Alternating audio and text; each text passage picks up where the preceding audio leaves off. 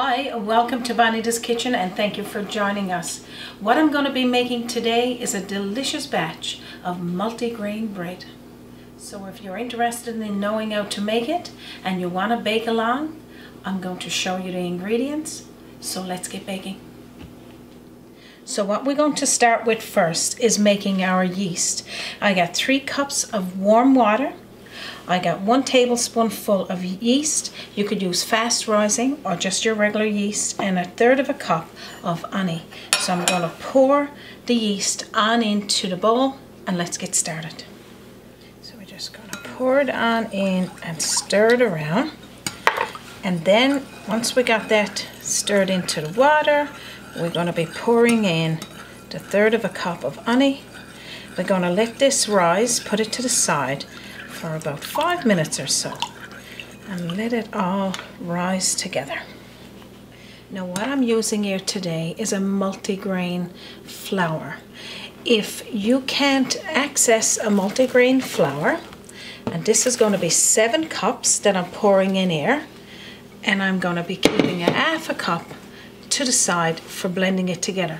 But if you can't access a multigrain flour, you could use a wheat flour, and then I will give you the amount of ingredients you need to put into it, the grains and seeds. But right now this is 7 cups of multigrain flour.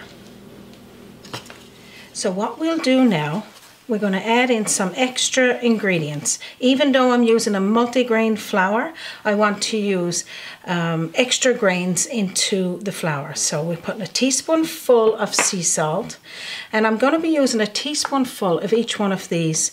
I got the flax seed, but I want to leave a little small amount to put over the top of the bread when we put it in the pans. I'm using sunflower seeds, and you can also use pumpkin seeds. So we're just going to use a part of them. Multi-grain, and you can get 12 grain or the 6 grain, and just put 1/2 of that in there, and the same thing with the poppy seeds. So this is just extra for me. I wanted to add into mine. If you get the multigrain and you don't want to add extra, that's fine. So I'm going to mix that into it as well. So I hope that is clear enough for you and you're following along with that. Again, like I said, a multigrain has got all of the essential grains in there, and that might be quite enough. And I was saying a little earlier that if you want to use all whole wheat and add in the grains, I would leave amounts that you would need for that at in our recipe. I won't be saying it on this video because I don't want to make it confusing. So our yeast now is rising nice. So we're going to get started now adding that ingredients in there, and we're going to get mixing our dough. Now this is my favorite part because I love making bread and I love showing people how to make bread.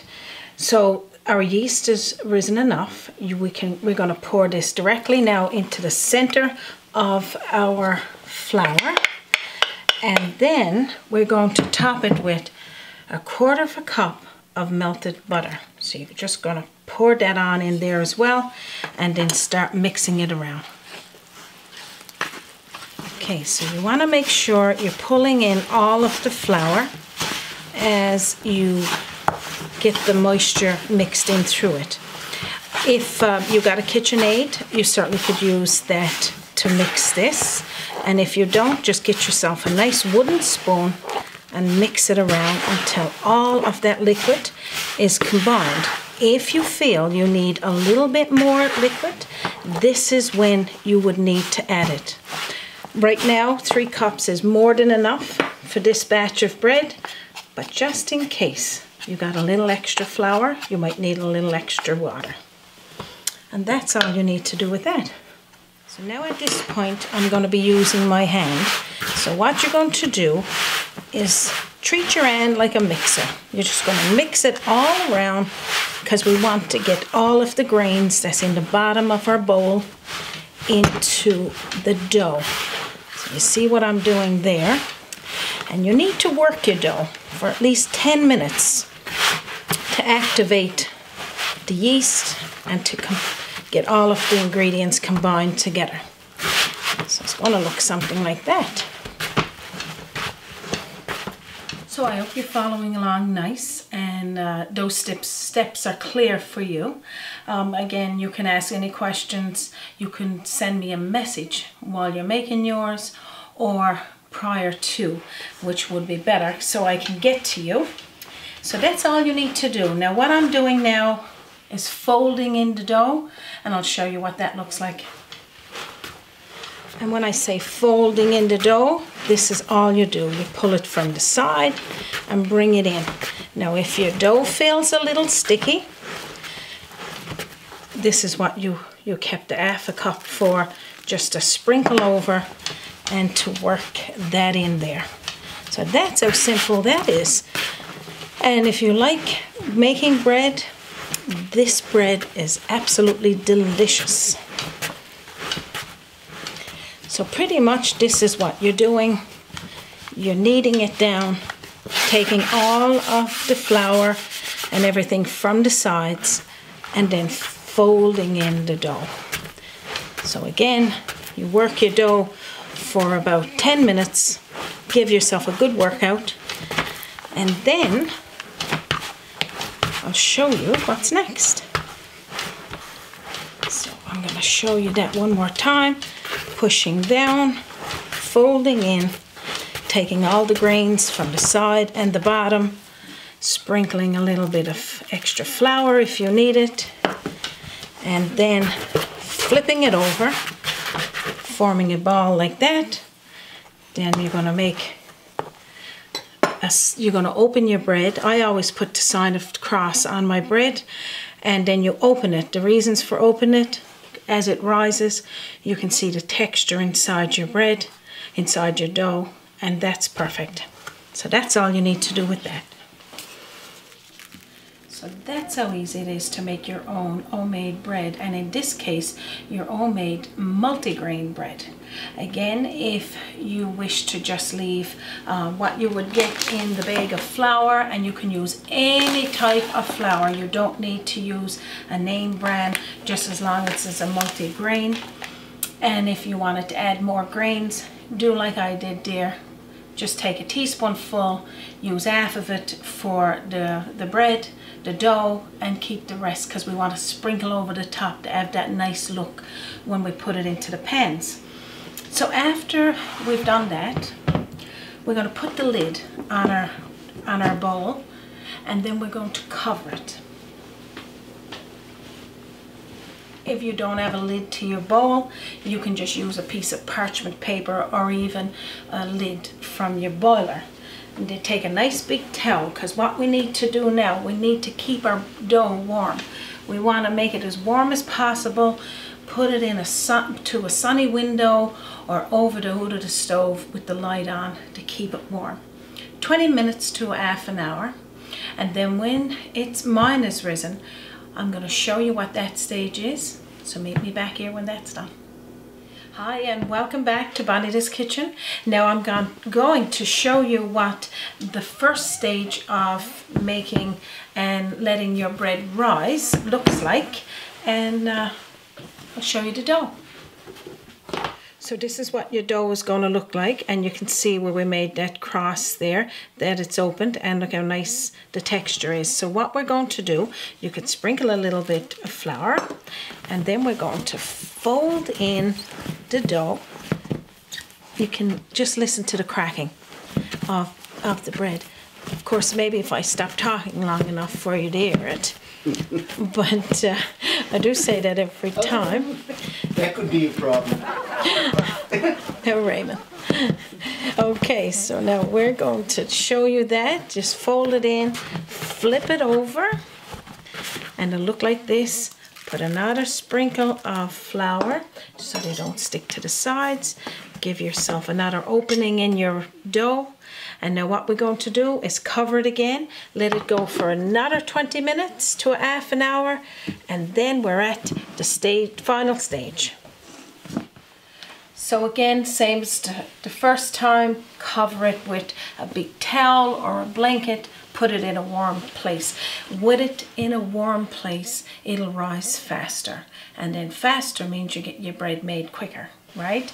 So 20 minutes to half an hour, and then what we're going to do is form the dough into small little balls, put it in our pans, and then I'll tell you that as we go. Meet me back here when it's done. Hi, welcome back to Bonita's kitchen, and now our bread is at the final stage of rising in the pan. So I'm going to take it out of its towel, and then we get putting it in the pans. Okay, so now just look at our dough and the texture inside. You can see the air bubbles, and it's even risen a little bit more in that 20 minutes. So what we're going to do now is grease our pans to get it ready for putting the dough in there. So what we're going to do is cut off small portions of our dough. You can make it in 3 different buns, or you can make it in all one bun. So that's entirely up to you. I'm going to put a little bit of butter on my hands and get it nice and oily, or you can put flour. We're going to cut off a nice little portions, the same as previous videos we've done, that we just need a little small bun. And look at the texture in there and all the grains. We're going to form the dough in under like this and put it into our pans. And my pan size right there is 9 by 5. And if your pan is a little bit bigger, that's fine. And you don't need perfect dough balls. You just need it formed like that and put into the pans.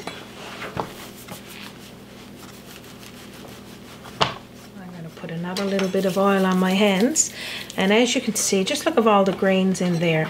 And again, if you want to use half and half wheat flour and half multigrain, you can do that, or I will provide the recipe if you wanted to use all wheat, and then you can add in the grains. But just look at all of that in there. So I'm just making the last 2 balls here now of dough. And then we're going to add some more grains over the top to give it a nice little texture and a nice taste to that graininess when it's all risen. And that's all we need to do there. Okay, so that's all we need to do with that. Now what we're going to do now is take a little brush. We're going to get some melted butter, and we're going to put over the top of each one of those dough balls, and we're going to sprinkle over some more grain. So pretty much all we're doing here is just giving it a little dusting of butter or oil. If you don't want to use butter, that's entirely up to you. Because what we're doing now, we're just putting a little bit extra grain over the top of each one of these. I want to equally, because it's only a half a teaspoonful for all of it. So some might have it and some mightn't, but that's okay. This is just to give that nice texture on the top, and just to make it look just as good as what it tastes on the inside. So that's what we're doing there. And that's what that looks like. Okay, so that is all we need to do there. So what we're going to do now, we're going to put it at its last stage before we go to bake it. Now this is the part that I love as well, because I can't wait for it to get in the oven and smell that bread making and baking, I should say. Get yourself a nice piece of parchment paper, put it over the top, because I don't want the dough, when it starts to rise, to stick onto the towel. And then we're going to take the same towel we had for putting over the bowl, and now we're going to put this over the top of the pan, and we're going to tuck it around, and to keep it warm there on the counter this time until it rises for again another 20 minutes to half an hour. Now the reason I always go twice in the pan and once, twice in the bowl and once in the pan, because I always say my bread is twice as good when it rises twice. Okay, so meet me back here 20 minutes, and then I'll show you what it looks like before it gets in the oven. Okay, our 20 minutes to half an hour of rising the bread in the pans is up. So now what I'm going to do now is take the towel off and my parchment paper, and just look out how delicious looking they look already. So now I'm going to tell you how long you need to put them in the oven for and on what temperature.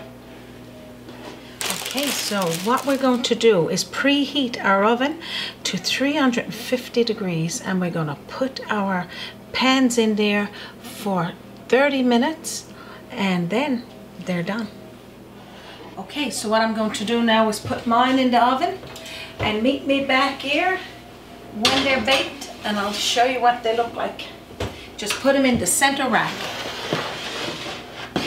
Welcome back to Bonita's kitchen, and our multigrain bread is baked. I'm going to reach for it now in the oven and we'll show you what it looks like. Oh my gosh, it's so delicious. Just look at this. Pop these out of the pans here now.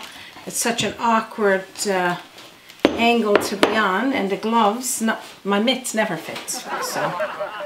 And that's what they look like. I got some that I made as well from yesterday, so I'm going to have a day-old bread to cut for you, and I'm going to have today's bread to cut for you. So I'm going to cover these now and let them rest for just a moment.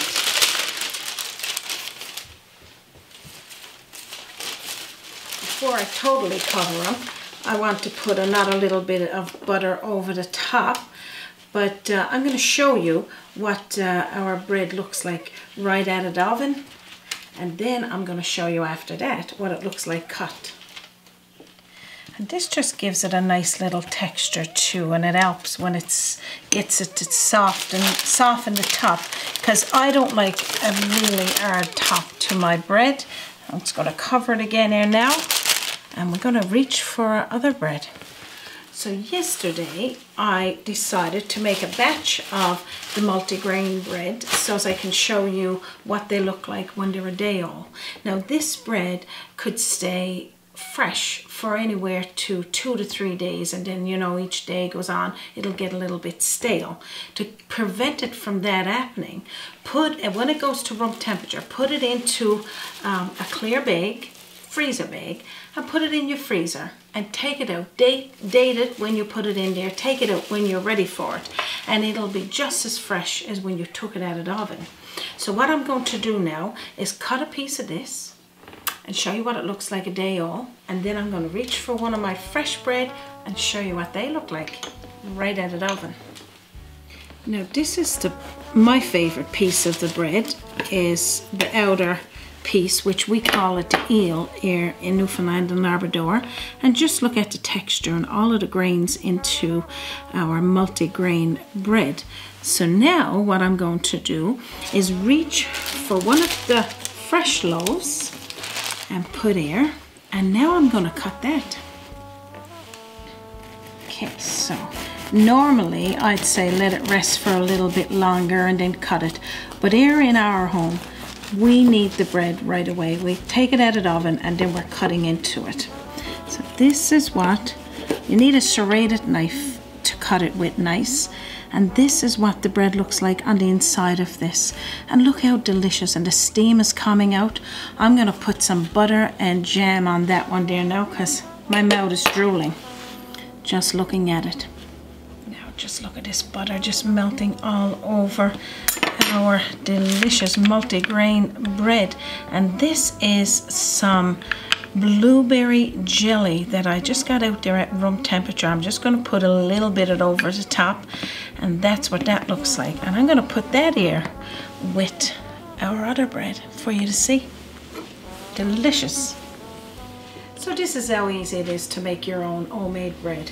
Now how good is that? I always say this is as good as it gets. Now I'm taking the paper, the parchment paper, and the cloth off that, and just look at the bread. It's nice and soft. It's got lots of multigrains in it, and our bread that was made yesterday is the same. Soft, delicious, fresh. And you make 3 loaves of bread from this batch. And if you only want to make 2 and you want to make bread buns out of the other one, you can do that as well. But this is it. Easy breezy. So if you enjoyed this recipe today for a multigrain bread and you want to have the recipe, it's down under the video. And I will also provide the method to, if you want to go with all whole wheat and add the grains in, that one will be there as well. And also our subscribe button is there, so if you haven't already subscribed, we would urge you to do so. We got lots of breads for you to see and to make. You can also visit us on our Facebook page, like and share, send us video requests, or if you're looking for a recipe, also visit us on www.bonitaskitchen.com. So I'm going to go now and have myself that nice piece of fresh bread with the blueberry jelly on there.